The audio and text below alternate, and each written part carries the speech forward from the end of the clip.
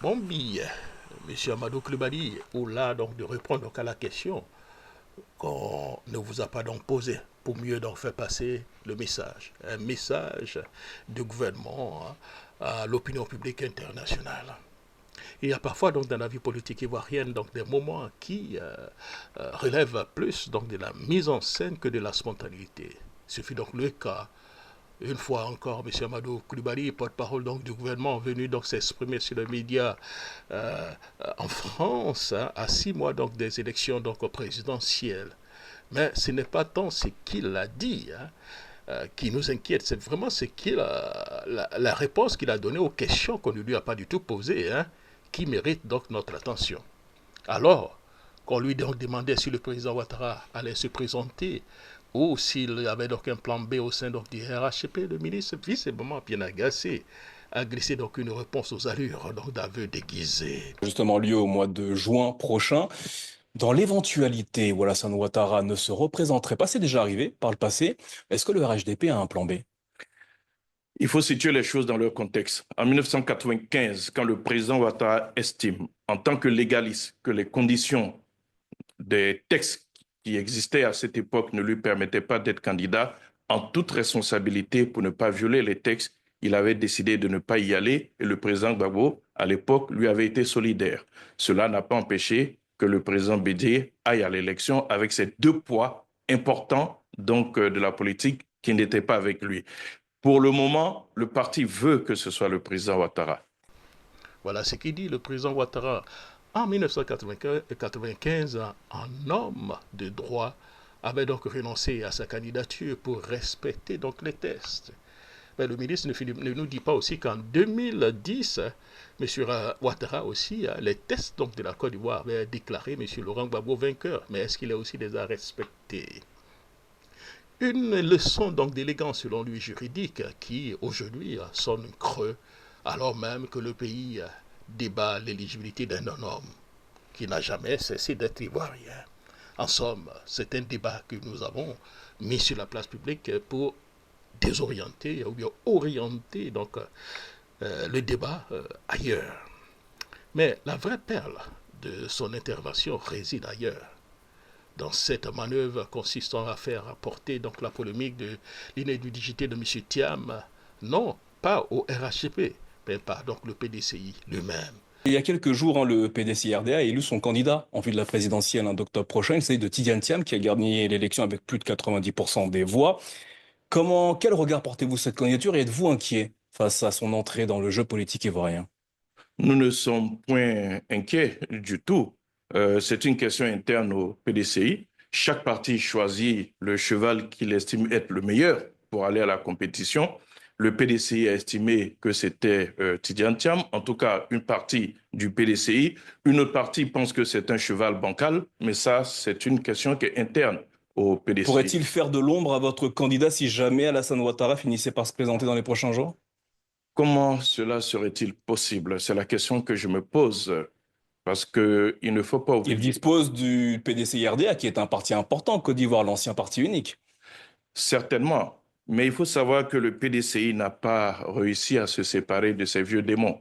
Et le PDCI Quand est vous le dites vieux premier démon, faites parti, référence à quoi précisément? mais je fais référence au débat actuel parce que c'est au sein du PDCI que une quelconque éligibilité du président Thiam est mise en cause. Vous ne noterez qu'aucun officiel ne s'est prononcé sur cette question parce qu'il existe dans notre pays qui veut être un État de droit, qui est en train de devenir un État de droit, des textes.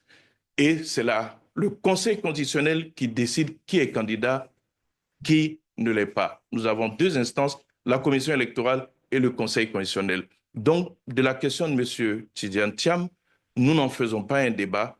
C'est la CUI et le Conseil constitutionnel qui décideront. Mais je note que le débat a cours actuellement à l'intérieur du PDCI. C'est une question qui est propre au PDCI. Comme il le dit, c'est au sein du PDCI-RDA que le débat est soulevé, insiste-t-il, feignant l'étonnement comme si les attaques juridiques, les procédures en cascade et les fuites savamment orchestrées n'étaient pas téléguidées depuis les siècles donc, du pouvoir.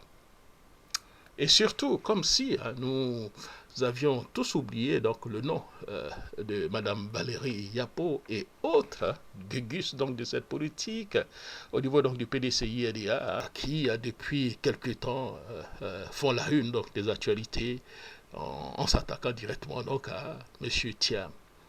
On le dirait donc une main donc extérieure utile donc pour tenter donc d'écarter un adversaire sans se salir donc les mains. Et pendant on insinue que donc les salisseurs sont déjà au sein de la maison du PDCI-RDA. En somme, le travail a été très bien fait. Il y a des gens qui se sont salis les mains pour nous. Nous tirons donc le marron du feu. La ficelle est grosse, mais le message est clair. Le RHP ne veut pas donc d'élection avec Tidjane Thiam, mais plutôt que de l'affronter dans les urnes. On cherche à le disqualifier avant même le coup d'envoi. Et en réalité, donc, le message du porte-parole du gouvernement, ça on me le dit, ne laisse place pas de doute, c'est aussi clair que ça. Il est clair. Et il n'y aura pas donc de compromis ni de dialogue. Et les élections auront lieu avec une commission électorale réduite, sans le PDCI, sans le PPACI, sans le FPI et autres.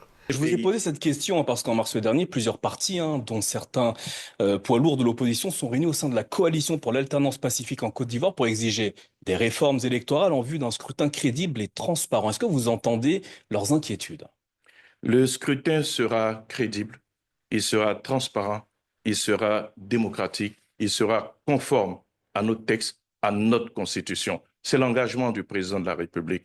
Après, c'est de bonne guerre que des partis de l'opposition se mettent en coalition. Je ne veux pas être méprisant du tout, mais je note que dans cette coalition, il n'y a que deux partis qui ont des élus et Eh encore. bien justement, en parlant de ces deux partis, il s'agit du PDCI-RDA et du PPACI de l'ancien président Laurent Gbagbo. Ces deux partis ont quitté la CEI récemment, la Commission électorale indépendante, car ils estiment que cette CEI est inféodée au pouvoir. Que leur répondez-vous? Alors nous sommes habitués du fait. Vous vous souviendrez très certainement qu'en 2020, ces mêmes partis se sont retirés de la CEI pour les mêmes raisons. En 2020, ils avaient même créé, dans l'espoir d'un coup de force, un comité national de transition. J'espère qu'ils ne sont pas dans la même logique. Mais ce que je note, c'est que ces mêmes partis sont revenus à la CEI quand il a s'agi des élections locales qui ont suivi en 2021. Donc, pour Ils sont nous, revenus pas... néanmoins, il y a eu quelques contestations. Ça n'a pas empêché que les élections soient démocratiques et légales. Donc, pour nous, nous sommes habitués du fait. C'est des effets de manche, c'est de l'esbrouf. Quand il s'agit d'élections locales, ces partis reviennent. Il s'agit en fait de vouloir décrédibiliser ce scrutin Justement, en présidentiel. parlant de Donc, décrédibilisation, ne pensez-vous pas que ces retraits vont avoir un impact sur le processus électoral en cours? ces retraits ne sauraient avoir un impact sur le processus électoral parce que la CEI n'est que l'instrument technique d'organisation des élections. Ce n'est pas au sein de la commission électorale qu'une élection se gagne. L'élection se gagne sur le terrain. Et d'ailleurs, toutes les décisions qui ont été prises par la commission électorale l'ont été de façon consensuelle parce que c'est le mode de fonctionnement de la commission électorale. Je note de surcroît que tous les membres de la commission centrale sont les seuls, en dehors du chef de l'État, qui prêtent serment devant le Conseil constitutionnel. Se recuser aujourd'hui à la demande d'un parti, c'est faire un parjure. Il faut qu'on apprenne à respecter les textes de notre pays. Et ce n'est pas grave, selon lui. Il nous dit aussi en filigrane.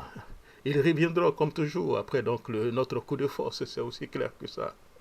C'est donc le scénario habituel, il continue. L'État avance et les autres suivront. Sous contrainte, bien sûr.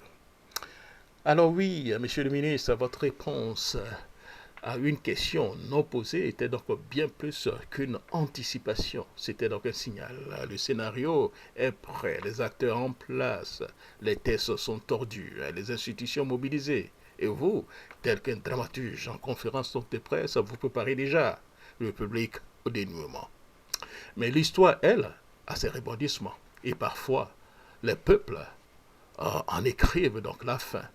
Let wait and see, comme je l'ai dit tout le monde, à 6 mois des élections, 6 mois c'est très long, mais 6 mois c'est très court aussi. Très court aussi très long. Beaucoup de choses vont se passer. Et comme le diraient donc les Américains, guys, let wait and see. We'll see what's gonna happen. Yeah. Thank you very much.